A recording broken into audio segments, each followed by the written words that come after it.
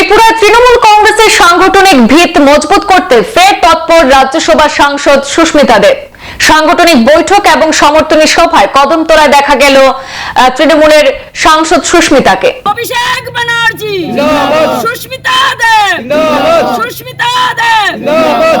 নবাগতদের জানাই স্বাগতম। নজরুল হককে জানাই স্বাগতম।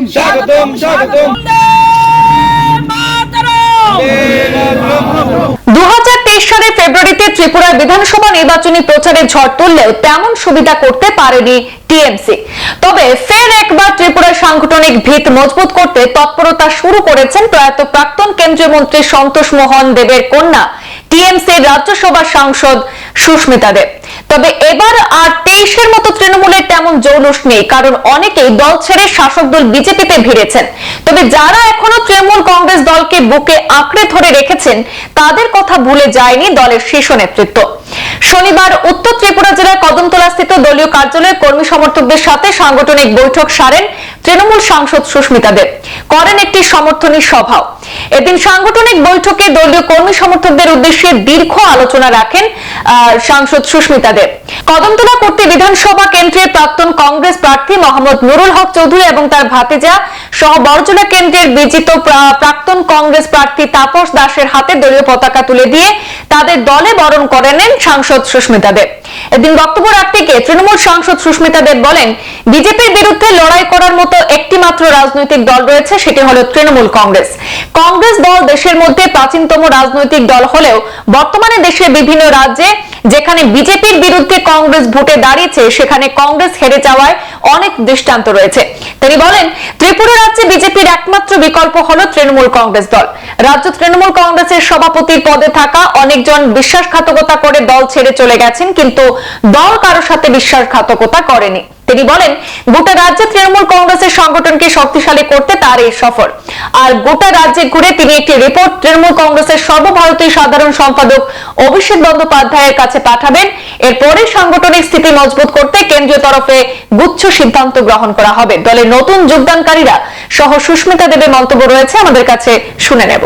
আমাদের দলে যোগদান 3 জন করেছে, যারা আগে ভারতীয় জাতীয় কংগ্রেসের পক্ষ থেকে প্রতিদ্বন্দ্বিতা করেছিলেন বিধানসভার নির্বাচনে। আমাদের মোহাম্মদ নুরুল হক সাহেব, রাজেন্দ্র দাস বাবু এবং নুরুল হক সাহেব, তিনি যুবরাজনগরের নাকি এখানে কদমতলা।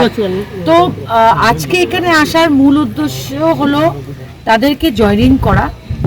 এছাড়া বেশ কয়েকদিন থেকে আমাদের ত্রিপুরা প্রদেশ তৃণমূল কংগ্রেসের যারা নেতারা এবং অফিস বেরাররা, কর্মীরা একটা দাবি রেখেছিলেন একবার ওদের সঙ্গে দেখা করা। তো আসামে আমরা ইতিমধ্যে নতুন সভাপতি দিয়েছি, সেই কাজকর্ম নিয়ে ব্যস্ততার জন্য আমি এতদিন আসতে পারিনি। আমি আজকে এখানে এসছি, কিন্তু আগামী দিনে আগরতলা সহ সাউথের দিকেও যারা তৃণমূল কংগ্রেসে আছেন, কাজ করতে ইচ্ছুক, তাদেরকে নিয়ে বসে একটা আলোচনা করে আমার উদ্দেশ্য একটা রিপোর্ট আমাদের ন্যাশনাল জেনারেল সেক্রেটারি অভিষেক বন্দ্যোপাধ্যায়কে দেওয়া। এবং আমি একটা দায়িত্ব নিয়ে বলতে চাই ত্রিপুরা প্রদেশের জনসাধারণকে যে ভারতীয় জনতা পার্টি যতদিন ত্রিপুরার রাজ্যতে থাকবে,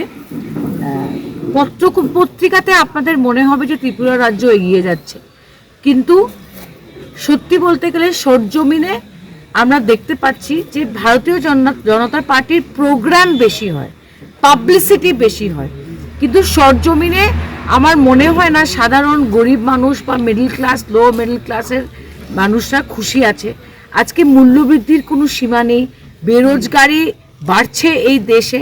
যারা ডলার আর রুপির এক্সচেঞ্জ রেট নিয়ে প্রাইম মিনিস্টার মোদি এত কথা বলতেন, আজকে কোথায় ডলার আর কোথায় আমাদের রুপিস। এছাড়া আমি মনে করি যে হরিয়ানা আর মহারাষ্ট্রের নির্বাচনের রেজাল্টের পরে ভারতীয় জাতীয় কংগ্রেসকে নিয়েও মানুষ এখন চিন্তিত যে ওরা কতটুক লড়াই করে বিজেপিকে হারাতে পারবে। কিন্তু মমতা বন্দ্যোপাধ্যায়ের নেতৃত্বে আমরা পশ্চিমবঙ্গতে কি দেখতে পেরেছি যে বিজেপির সঙ্গে টক্কর দিয়ে বিজেপিকে পরাস্ত করার ক্ষমতা মমতা বন্দ্যোপাধ্যায়ের নেতৃত্বে সেই শক্তি রয়েছে। কিন্তু যেখানে কংগ্রেস আর বিজেপির প্রতিদ্বন্দ্বিতা হয় বিজেপি জিতে, যেখানে স্টালিনের সঙ্গে প্রতিদ্বন্দ্বিতা হয় এমকে স্টালিন জিতে আসেন, যেখানে অখিলেশ যাদবের সঙ্গে বিজেপির প্রতিদ্বন্দ্বিতা হয় অখিলেশ যাদব জিতে আসেন। কিন্তু দেখা যায় যেখানে কংগ্রেসের একটা ডাইরেক্ট ফাইট বিজেপির সঙ্গে হয় সেখানে কংগ্রেস জিততে পারছে না। এই মহারাষ্ট্র আর হরিয়ানা নির্বাচনের আগেও যদি আপনারা লোকসভাতে মধ্যপ্রদেশের নির্বাচন দেখেন বা গুজরাটে দেখেন বা ছত্তিশগড়ে দেখেন, সবখানেই আমরা দেখতে পাচ্ছি যে বিজেপি হারছে। কিন্তু কংগ্রেস একটা 135 বছর থেকে বেশি পুরানো দল, মানুষের একটা অভ্যাস কংগ্রেসের কে ভোট দেওয়া। কিন্তু বিকল্প যদি তৈরি করতে হয়, বিকল্প যদি এই দেশে তৈরি করতে হয়, আমি মনে করি ত্রিপুরাতে হোক, আসামে হোক, মেঘালয় হোক, গোয়াতে হোক, কেরালাতে হোক, আমি মনে করি যে তৃণমূল কংগ্রেস একটা বিকল্প দল হয়ে উঠে আসতে পারে। আমাদের আদর্শ, আমাদের প্রিন্সিপাল, আমাদের আইডিওলজিতে যেটা আছে, আমাদের দলীয় সংবিধানে যেটা আছে, সেটার মধ্যে সব জাতি, ধর্ম, ভাষা সবাইকে নিয়ে এগিয়ে যাওয়ার এই সিদ্ধান্ত মেনেই আমরা আমাদের তৃণমূল কংগ্রেসের সংবিধান তৈরি করেছি এবং এটা পালন করেই মমতা বন্দ্যোপাধ্যায় বাংলায় রাজনীতি করছেন। সংবাদ এই পর্যন্তই, ফিরছি পরবর্তী অন্যান্য আপডেট নিয়ে। ধন্যবাদ।